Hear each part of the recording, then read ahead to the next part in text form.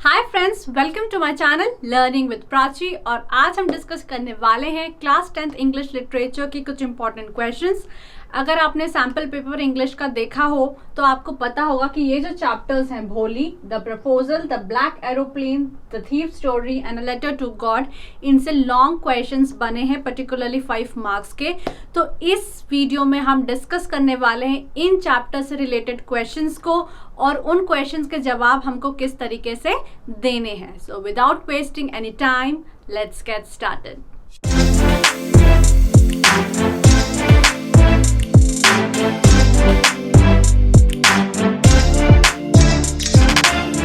दोस्तों, हमारा पहला क्वेश्चन है चैप्टर भोली से। तो क्वेश्चन आ सकता है, Bholi's evolution from dumb cow to masterpiece, comment on the statement. या फिर sending Bholi to school was a blessing in disguise, comment on the statement. तो अब हम इस क्वेश्चन के आंसर को डिस्कस करेंगे। तो दोस्तों, इससे रिलेटेड क्वेश्चन क्या आ सकता है कि किस तरीके से भोली का ट्रांसफॉर्मेशन हुआ एक डम काउ से मास्टरपीस, उसको समझाइए। या फिर भोली को स्कूल भेजना एक ब्लेसिंग इन डिस्गाइज थी, यानी उसमें एक छुपी हुई ब्लेसिंग थी, उसको बताओ। तो जब ये क्वेश्चन आएगा या इससे रिलेटेड या इसके जैसा क्वेश्चन आएगा तो सबसे पहले आपको भोली के बारे में बताना है कि भोली एक्चुअली कौन थी। तो भोली नंबरदार रामलाल की सबसे यंगेस्ट डॉटर थी। वैसे तो वो बहुत फेयर पैदा हुई थी, लेकिन उसको स्मॉल पॉक्स हो गया था, जिसके कारण उसके शरीर पर, चेहरे पर ब्लैक मार्क्स हो गए थे, तो वो थोड़ी डिस्फिकल्ट सी दिखने लग गई थी। फिर आपको ये भी बताना है कि भोली फ्लुएंटली दूसरे बच्चों की तरह नहीं बोल पाती थी, उसको स्टैमरिंग की प्रॉब्लम थी, वो हकला के बोलती थी। ठीक है। फिर आपको ये भी बताना है कि भोली का ऐसा असली नाम तो सुलेखा रहता है, लेकिन सब उसको भोली कहकर बुलाते हैं, यानी भोली द सिंपलटन। जैसे हम बोलते हैं कि अरे ये तो बहुत भोला भाला इंसान है, जिसमें ज़्यादा सही गलत के बारे में उसको पता नहीं है, कॉमन सेंस की कमी है। ठीक है। तो वैसे ही भोली का असली नाम सुलेखा रहता है, लेकिन सभी लोग उसको भोली कहकर बुलाते हैं। तो दोस्तों, जब हमने इस चैप्टर को पढ़ा तो हमको पता है कि वो लोग डिस्कस करते हैं कि भोली बहुत ही बेकार सी दिखती है और बाकी लड़कियों की तो शादी नहीं होगी, अगर उनको स्कूल भेजेंगे तो हम भोली को ही स्कूल भेज देते हैं। तो भोली को जब स्कूल भेजा जाता है तो इनिशियली वो अपने फादर के हाथ से अपना हाथ छुड़ाने की कोशिश करती है और डर के कारण चिल्लाती है न न न न नो, स्टैमरिंग करती थी वो। ठीक है। तो इनिशियली वो स्कूल जाने से बहुत डरती है, लेकिन एक बार जब वो स्कूल पहुंच जाती है, एक बार जब उसका दाखिला हो जाता है स्कूल में, उसके बाद उसकी जिंदगी हमेशा के लिए ही बदल जाती है। ठीक है। क्यों बदल जाती है? क्योंकि वहां पे उसको एक टीचर मिलती है, got a teacher who motivated her. तो जैसा कि हम उस चैप्टर में पढ़ते हैं कि वो जो टीचर होती है हमारी भोली को बहुत ज़्यादा मोटिवेट करती है। भोली अपना नाम भी ढंग से बोल नहीं पाती है, रोने भी लगती है, लेकिन वो टीचर जो होती है उसको बहुत ज़्यादा मोटिवेट करती है, उससे बहुत प्यार से बात करती है, बहुत सॉफ्ट टोन में बात करती है और उसको बुक्स भी देती है पढ़ने के लिए, gave her books to read, और उसको एनकरेज करती है कि उसको रोज स्कूल आना चाहिए, encourage her to come to school every day. तो दोस्तों, अब फिर क्या होता है, किस तरीके से भोली का ट्रांसफॉर्मेशन होता है, यहाँ तक की कहानी तो उसकी डम काऊ की कहानी थी कि कैसे वो एक डम काऊ थी, उसमें ज़्यादा सोचने समझने की क्षमता नहीं थी, वो स्टैमरिंग भी करती थी, वो अगली भी दिखती थी। लेकिन जब वो स्कूल पहुंच जाती है, उसको एक अच्छी टीचर मिल जाती है, उसके बाद उसकी ज़िंदगी हमेशा के लिए बदल जाती है।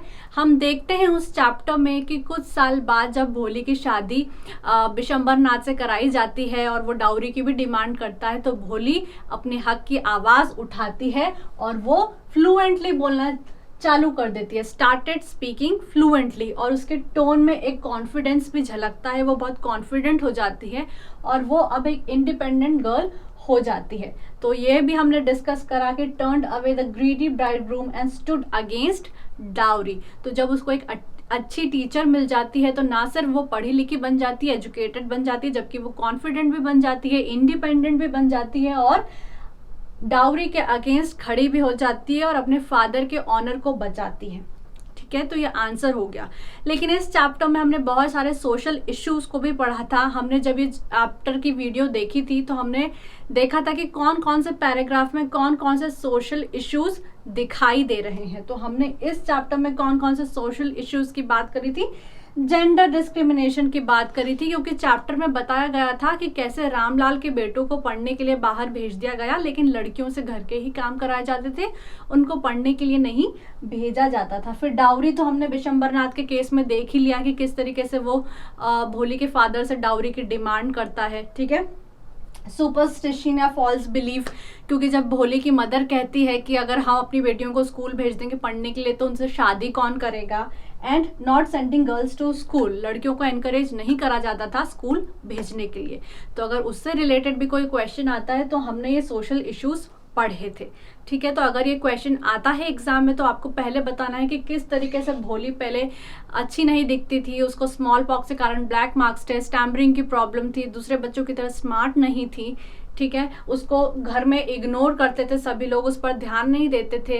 लेकिन किस तरीके से भोली की ज़िंदगी बदल जाती है जब एक अच्छी टीचर उसकी ज़िंदगी में आती है, वो उसको एजुकेशन लेने के लिए इनकरेज करती है, बुक्स देती है पढ़ने के लिए, कॉन्फिडेंस इंस्टिल करती है उसमें, उसको मोटिवेट करती है। और चैप्टर के एंडिंग में हम देखते हैं कि वो डाउरी के अगेंस्ट खड़ी होती है। तो इसी सारे सिनेरियो से हमें पता चलता है कि किस तरीके से भोली का जो ट्रांसफॉर्मेशन है वो होता है फ्रॉम अ डम काउ टू अ मास्टरपीस। तो चलिए अब हम हमारे सेकंड क्वेश्चन को देखते हैं। दोस्तों, हमारा दूसरा क्वेश्चन है from the chapter the black aeroplane, और क्वेश्चन है comment on the nature of the help that the pilot got that night, या फिर how had the pilot been rescued from the storm that night, comment on the statement. तो चलिए इसके answer को discuss करते हैं। तो दोस्तों, ये जो क्वेश्चन है द ब्लैक एरोप्लेन से है। तो हमने जब ये वीडियो देखी थी तो हमने देखा था कि इस चैप्टर में बात हुई है कौन से प्लेन की, डकोटा DS-088 की। और हमारा जो पायलट है वो कहाँ जा रहा था, फ्रांस से जा रहा था इंग्लैंड। और वो बड़ा खुश था इंग्लैंड जाने के लिए, क्योंकि पहले तो वो अपने फ्रेंड्स और फैमिली से मिलता, और दूसरा वो एक बिग इंग्लिश ब्रेकफास्ट को एंजॉय करता। लेकिन क्या होता है, उसका जो प्लेन है एक स्टॉर्म में फंस जाता है। फिर वो देखता है कि उसके प्लेन में तो इतना फ्यूल ही नहीं है कि वो क्लाउड्स के ऊपर से लेके जाए या आसपास घुमाए। तो वो ये रिस्क लेता है कि वो अपने प्लेन को स्ट्रेट इनटू द स्टॉर्म लेके जाएगा। Got into a storm and the plane started twisting। फिर हमने चैप्टर में पढ़ा था कि किस तरीके से उसका जो प्लेन है वो ट्विस्ट होने लगता है, एंड जो भी इंस्ट्रूमेंट्स होते हैं, जो भी कंपस होता है, वो सारे ही डेड हो जाते हैं। Compass and all other instruments were dead. फिर क्या होता है, सडनली उसको एक और प्लेन दिखाई देता है जो एक ब्लैक एरोप्लेन होता है। और जनरली जो प्लेन्स होते हैं उनके विंग्स पर लाइट होती है, लेकिन उस प्लेन के विंग्स में लाइट भी नहीं थी। और उस प्लेन का जो पायलट होता है वो हमारे पायलट को देखता है, उसको वेव करता है और फॉलो करने का इंस्ट्रक्शन देता है। Suddenly the pilot saw another aeroplane with no lights on its wings. The pilot on the black aeroplane turned his face towards him, waved and instructed to follow him.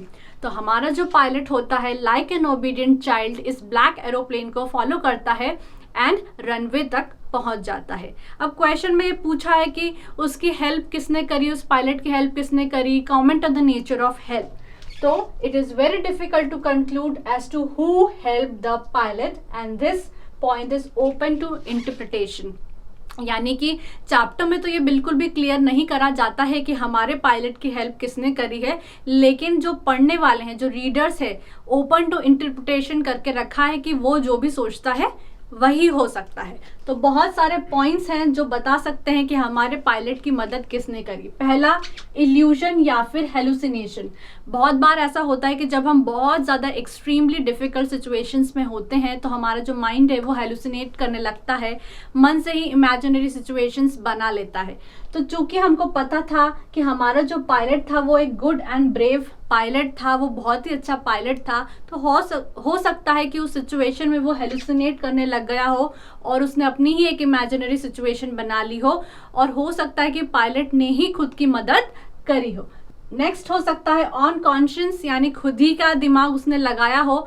और ये तीनों point similar ही हैं, illusion, hallucination, on conscious, की उसने खुद ही अपनी मदद करी हो। And next is it is an act of God. हो सकता है वो एक एक्ट ऑफ गॉड हो, क्योंकि जो चैप्टर है वो खत्म हो जाता है, उसमें ये नहीं बताया है कि हेल्प किसने करी है, ओपन टू इंटरप्रिटेशन है। तो हम कह सकते हैं either it was evolution, hallucination, on conscious या फिर एक्ट ऑफ गॉड। उसके बाद क्वेश्चन है नेचर ऑफ हेल्प। तो दोस्तों सैम्पल पेपर में क्वेश्चन आया है कि नेचर ऑफ हेल्प यानी हमारे जो पायलट है उसको हेल्प जो मिली वो लेंचो की हेल्प से डिफरेंट कैसे है, वो हम आगे डिस्कस करेंगे। बट इसकी हेल्प किस तरीके से हुई, नेचर ऑफ हेल्प क्या थी, डिडंट आस्क फॉर हेल्प। तो दोस्तों इस चैप्टर से हमको पता चलता है कि हमारा जो पायलट है वो कांटेक्ट करने की कोशिश तो करता है, लेकिन एज सच वो बोल नहीं पाता कि उसको हेल्प चाहिए, ठीक है। तो वो किसी को बता नहीं पाता है कि उसको हेल्प चाहिए, ना ही वो भगवान से एज सच कोई प्रे करता है कि उसको हेल्प चाहिए। तो he didn't ask for help, उसने हेल्प नहीं मांगी होती है। और उसकी जो हेल्प करी है वो सोर्स भी हमको नहीं बताया गया है कि किसने हेल्प करी है। तो पहले तो उसने हेल्प मांगी भी नहीं, और दूसरा जो हेल्प थी वो एक अननोन हेल्प थी। जैसा कि हम डिस्कस कर चुके हैं, वो इल्यूजन हो सकता है, हेलुसिनेशन हो सकता है, या फिर एक्ट ऑफ गॉड हो सकता है। लेकिन जब हमारे पायलट को हेल्प मिल जाती है तो वो बहुत ज़्यादा सरप्राइज्ड होता है उस हेल्प को लेके, क्योंकि जब वो नीचे पहुंच जाता है, रनवे पर पहुंच जाता है और फिर कंट्रोल रूम में जाके पूछता है कि वो दूसरा प्लेन कौन था जिसने मेरी मदद करी है, मैं उनको थैंक्स कहना चाहता हूँ। तो जो लेडी होती है वो बोलती है कि आपके प्लेन के अलावा उस दिन कोई भी प्लेन नहीं फ्लाई कर रहा था, you were the only one who was flying. तो वो बहुत ज़्यादा सरप्राइज हो जाता है उस हेल्प को लेकर, and thankful and grateful for receiving the help. लेकिन वो बहुत ज़्यादा थैंकफुल होता है, ग्रेटफुल होता है कि कम से कम जैसे भी हेल्प थी, खुद ही ने हेल्प करी हो या गॉड की हेल्प थी, वो बहुत थैंकफुल होता है और ग्रेटफुल होता है उस हेल्प के लिए। तो नेचर ऑफ हेल्प होगा he didn't ask for help, it was an unknown help, he was surprised on receiving the help, and जब उसको हेल्प मिल जाती है तो he was thankful and grateful for the help. तो ये सारे पॉइंट्स आपको लिखना है इस क्वेश्चन के लिए। दोस्तों हमारा थर्ड क्वेश्चन है, comment on the nature of help that Lencho got in the chapter a letter to God and how it is different from the help that the pilot got in the black aeroplane. तो let's discuss the answer. तो दोस्तों इस question में पूछा गया है कि the black aeroplane में हमारे पायलट की मदद किस तरीके से हुई है और वो डिफरेंट कैसे है अ लेटर टू गॉड में जिस तरीके से लेंचो की हेल्प हुई है, ठीक है। तो अब हम इनका डिफरेंस देखेंगे। आपको डिफरेंस इस तरीके से नहीं लिखना है, पैराग्राफ के फॉर्म में लिखना है, ये सिर्फ मैंने आपको समझाने के लिए लिखा है, ठीक है। तो ब्लैक एरोप्लेन की अगर हम बात करें तो he didn't ask for help but received it. तो हम जैसा कि देखते हैं, हमने इस चैप्टर को जब पढ़ा था तो वो हेल्प मांगता नहीं है, वो कंट्रोल रूम से कांटेक्ट करने की कोशिश ज़रूर करता है, लेकिन वो बता नहीं पाता है कि उसको हेल्प चाहिए। तो वो बता नहीं पाता है, ना ही बोल पाता है कि उसको हेल्प चाहिए, लेकिन उसको हेल्प मिलती है।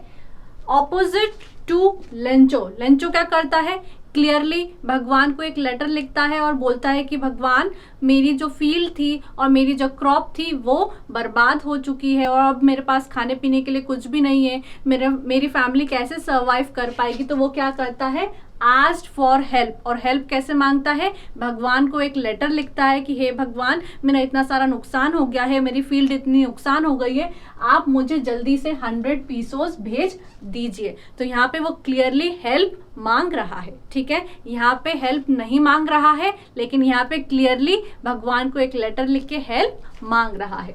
दूसरा पॉइंट है अननोन हेल्प। अब यहाँ पे हमारे पायलट की मदद किसने करी है वो किसी को भी नहीं पता है। चैप्टर तो बहुत ही सरप्राइजिंगली एंड हो जाता है, और जो हेल्प है वो ओपन टू इंटरप्रिटेशन है, जैसे कि हम डिस्कस कर चुके हैं। या तो पायलट हेलुसिनेट कर सकता है, वो खुद ही मन से सिनेरियोस बना रहा हो और शायद उसने खुद ने ही अपनी मदद करी हो क्योंकि वो एक अच्छा पायलट होता है, या फिर it can be an act of God. तो ये इंटरप्रिटेशन के लिए ओपन है। और source of help is not revealed. Chapter and हो जाता है लेकिन हमको पता नहीं चलता है कि हमारे पायलट की मदद आखिर किसने करी है। लेकिन अ लेटर टू गॉड में क्या होता है, हमको क्लियरली बताया जाता है कि जैसे ही जो लेंचो है वो एक लेटर लिखता है और पोस्ट ऑफिस में डालता है, और जब पोस्ट मास्टर को वो लेटर मिलता है तो पोस्ट मास्टर जो होता है वो एक मोटा सा आदमी रहता है और बहुत ही अच्छे नेचर का होता है। और जब वो लेंचो का ये लेटर पढ़ता है तो वो सोचता है कि ये कितना अच्छा इंसान है, इसकी भगवान में कितनी आस्था है, हमको भगवान में इसके ट्रस्ट को नहीं तोड़ना चाहिए। तो वो क्या करता है, खुद भी और दूसरे जो एम्प्लॉयज होते हैं उनकी मदद से पैसे इकट्ठा करता है लेंचो की मदद करने के लिए। वो 100 पीसोस तो नहीं इकट्ठे कर पाता है, लेकिन 70 पीसोस इकट्ठे कर देता है और इतने पैसे लेंचो को भेज देता है। तो यहाँ पे हमको पता है कि लेंचो की मदद किसने करी है। द सोर्स ऑफ एड या फिर source of help is clearly revealed. Chapter में ये बताया जाता है कि हाँ, लेंचो की मदद पोस्ट मास्टर और बाकी एम्प्लॉयज ने करी होती है। Post master and post office employees उसकी मदद करते हैं। Source of help is clearly revealed, हमको पता चल जाता है। अब ब्लैक एरोप्लेन में क्या होता है, जब हमारा पायलट जाता है कंट्रोल रूम में और पूछता है कि वो दूसरा ब्लैक एरोप्लेन कौन था जो उसके साथ था और उसके पायलट ने उसकी कितनी मदद करी है, वो पायलट कौन है उसको बताओ, तो वहाँ पे जो लेडी होती है वो बोलती है कि आपके अलावा उस दिन कोई भी प्लेन फ्लाई नहीं करा था, you were the only one who was flying. तो जैसे ही हमारे पायलट को ये पता चलता है वो इस हेल्प से बहुत ज़्यादा सरप्राइज हो जाता है और हम कह सकते हैं कि एक तरीके से वो बहुत ग्रेटफुल और थैंकफुल होता है, क्योंकि वो कंट्रोल रूम में जाता है और बोलता है, पता करने की कोशिश करता है कि उसकी हेल्प किसने करी है, वो उसको थैंक्स करना चाहता है, उसको देखना चाहता है। तो हम कह सकते हैं कि वो एक तरीके से बहुत ही थैंकफुल और ग्रेटफुल था उस हेल्प के लिए। लेकिन in contrast to this pilot, अगर हम लेंचो की बात करें तो लेंचो को पहली बात तो ये पता नहीं कि उसकी हेल्प किसने करी है। उसकी भगवान में इतनी आस्था रहती है कि उसको पता होता है कि भगवान ने ही उसको पैसे भेजे हैं। हम कह सकते हैं कि एक तरीके से वो एक इनोसेंट मैन होता है, क्योंकि वो भगवान में उसकी बहुत आस्था होती है, तो वो सोचता है कि भगवान ने ही उसकी हेल्प करी है। लेकिन जब वो देखता है कि उसको तो सिर्फ 70 पीसोस ही मिले हैं, लेकिन उसने तो 100 पीसोस के लिए बोला था भगवान को, तो वो उस हेल्प के लिए थैंकफुल भी नहीं होता है, ग्रेटफुल भी नहीं होता है, और वापस से एक लेटर गॉड को लिखता है और उसमें एक तरीके से कंप्लेन करता है कि भगवान, मैंने तो आपसे 100 पीसोस मांगे थे लेकिन मुझे तो 70 पीसोस ही मिले हैं। और वो क्या करता है, जिन लोगों ने उसकी हेल्प करी, पोस्ट मास्टर और पोस्ट ऑफिस एम्प्लॉयज ने, उनको बंच ऑफ क्रूक्स भी कहता है कि जो पोस्ट ऑफिस के एम्प्लॉयज है वो बहुत ही बदमाश लोग हैं, अगली बार आप मुझे मेल से पैसे मत भेजिएगा, क्योंकि वो लोग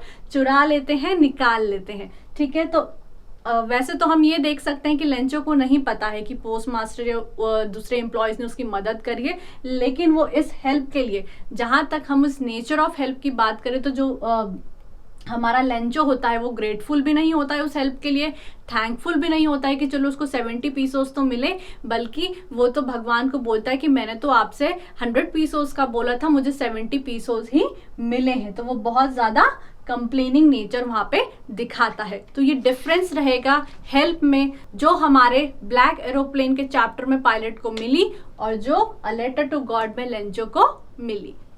दोस्तों, हमारा अगला क्वेश्चन है फ्रॉम द थीव्स स्टोरी, जिसमें हरी says Anil knew it, but neither his eyes nor his lips showed anything.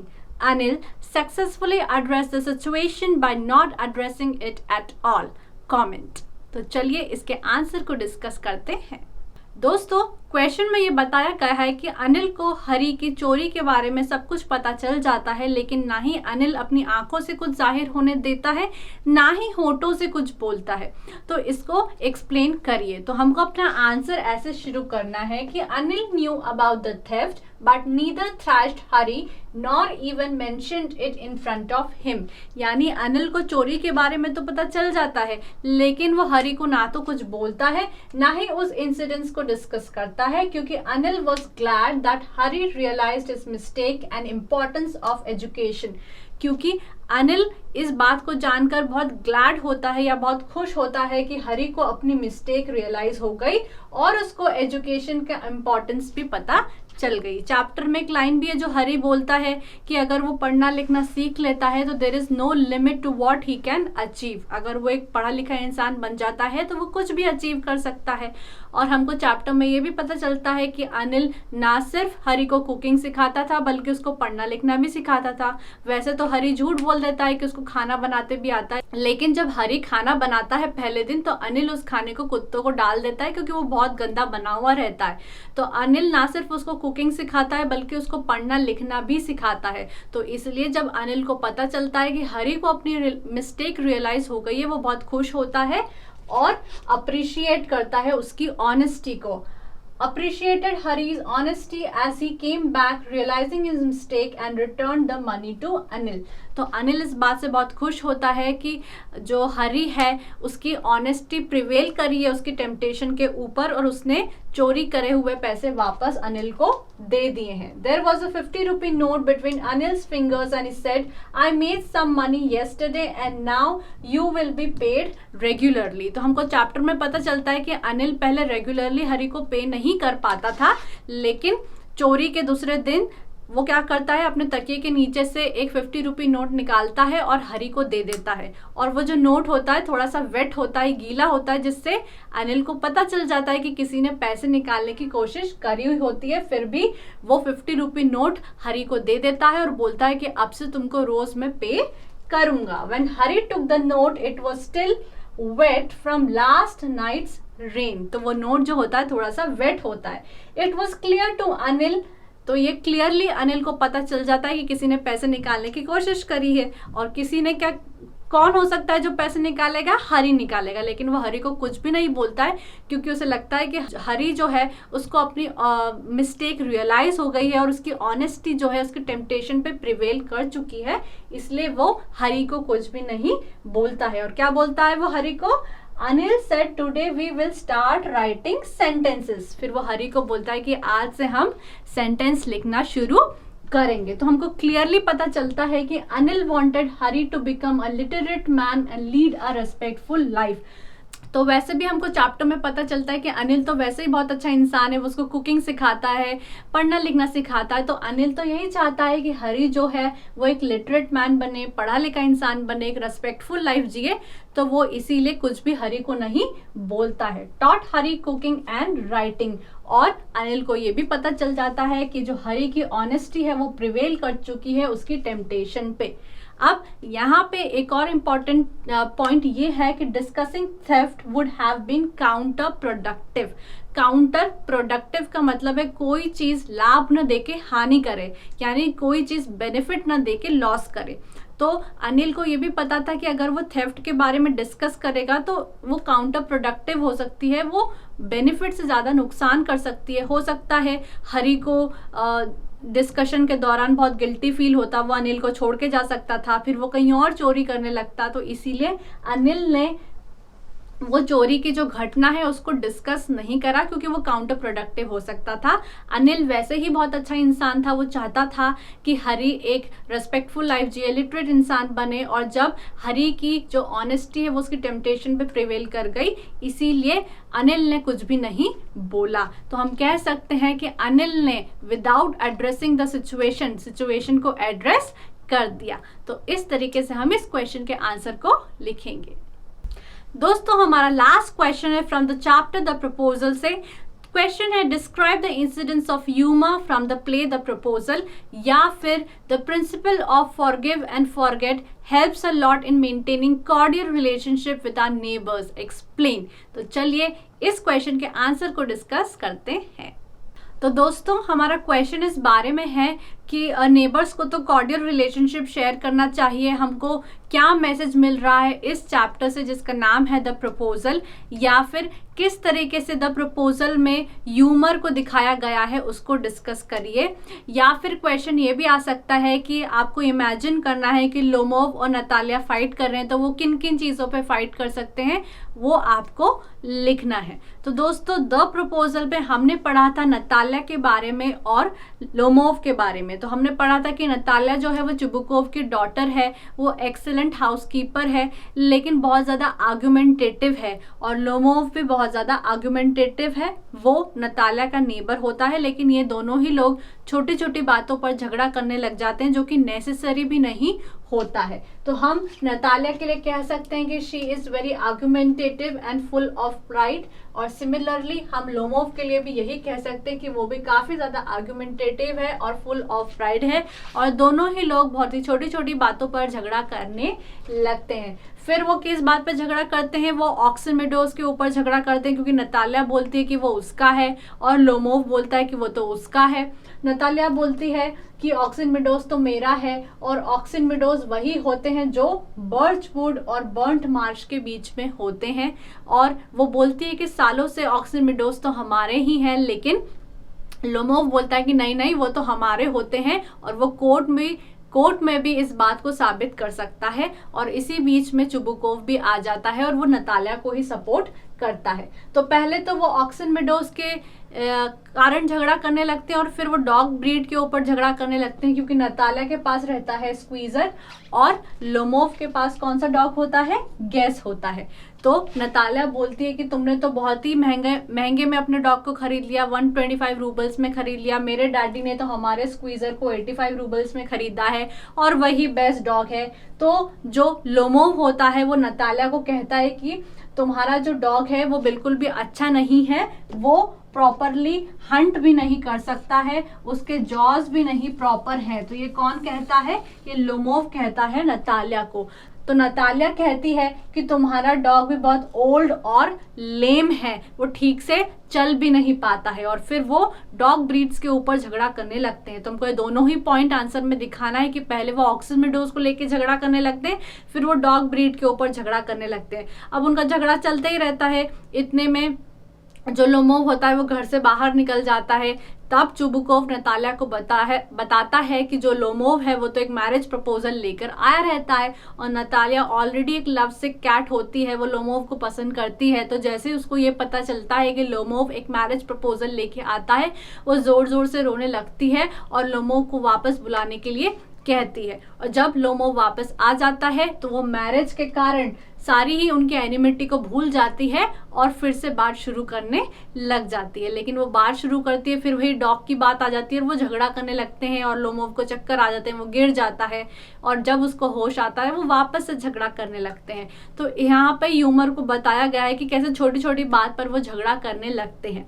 अब सैम्पल पेपर में एक क्वेश्चन है कि वो कौन सी बात पर और झगड़ा कर सकते हैं, आपको इमेजिन करना और आपकी क्रिएटिविटी यहाँ पर बताना है। तो जैसा कि हमने चैप्टर में पढ़ा था कि जो लोमोव है वो नतालिया का हाथ मांगने आता है तो बड़े अच्छे से ड्रेस करके आया हुआ रहता है। तो हम एक पॉइंट वहाँ से ये ले सकते हैं कि वो शू ब्रांड पे या फिर क्लोथिंग पर झगड़ा कर सकते हैं। नतालिया ये कह सकती है कि तू कौन सा ब्रांड पहन के आया है, ये वाला ब्रांड तो अच्छा नहीं है, मेरे डैडी तो ये वाले शू ब्रांड को पसंद करते हैं, उसका सोल अच्छा है।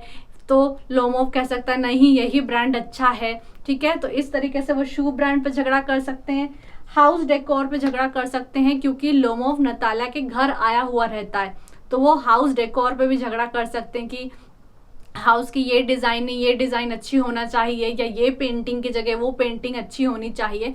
तो वो हाउस डेकोर पे भी झगड़ा कर सकते हैं। नेक्स्ट इज वो बेकरी पे भी झगड़ा कर सकते हैं क्योंकि लोमोव जो है वो प्ले में नतालिया के घर आया हुआ है।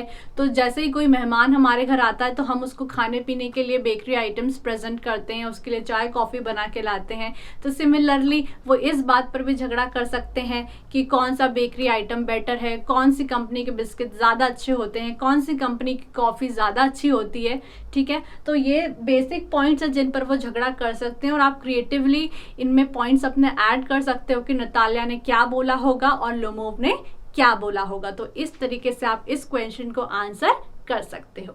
तो दोस्तों ये थे मेरी तरफ से 5 मार्क के important questions for class 10th। अगर आपको ये वीडियो अच्छा लगा हो तो वीडियो को लाइक कर दो, चैनल को सब्सक्राइब कर दो and wish you good luck for your exams.